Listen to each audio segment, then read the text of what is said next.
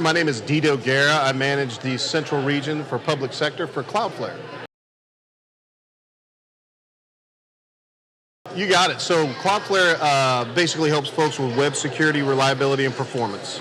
The way we help states currently is we help them protect websites from DDoS attacks and intrusions by bad actors. So, for instance, we help a Midwestern state protect over 300 websites for the executive branch agencies from DDoS attacks. In addition to that, we offer up VPN replacement in a product that is in essence a secure gateway that's called Cloudflare Access. It's part of a zero trust offer that we have.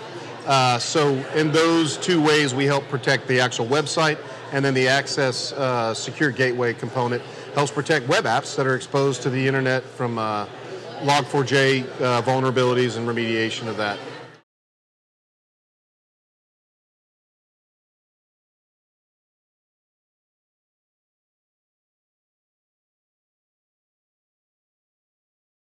I would say I've been in this over 20 years managing territories for software companies, and I have never seen the adoption of technology happen faster within states as you see it now.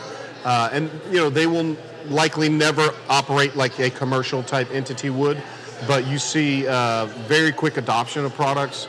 Also, you see more cloud solutions that are adopted as well, and in particular, security, because a lot of them do not have in-house expertise around security, and so you're almost getting security as a service, as a global offering adopted in a lot of places because they don't have the expertise and they know that they can quickly deploy. So the time to deploy, the lower cost helps the as-a-service cloud offerings like Cloudflare, which is cloud native, become adopted a lot easier. And they have the same needs, or even beyond, because of the regulated data that they have.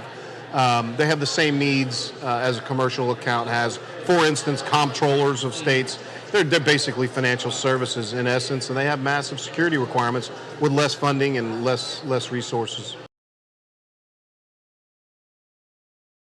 Log4j vulnerabilities, that is a huge concern. We've seen governor's executive orders created around protecting against Log4j vulnerabilities. Obviously, you see the common hacking that happens to attack websites, take them down. The endpoints obviously need to be protected, so we partner with some of the endpoint providers, but it's that connection with the VPN itself that has some vulnerabilities as well. So that's kind of the top that I'm thinking of.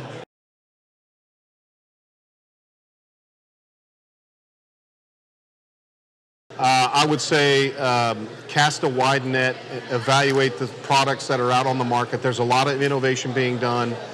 Look for proven installations with organizations that are similar to yours, and do POCs. The neat thing with cloud offerings is you can do proof of concepts very quickly.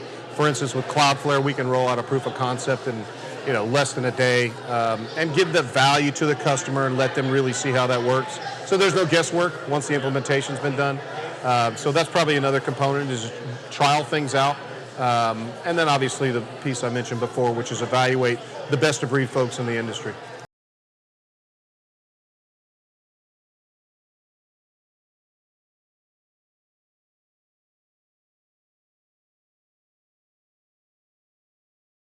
That's always the challenge, right? So, they need a Ferrari and they have the money for a pickup truck.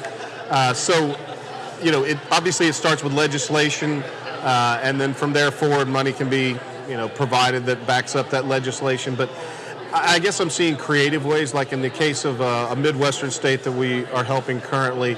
They had funds left over from a previous fiscal year, and they were able to use those forward.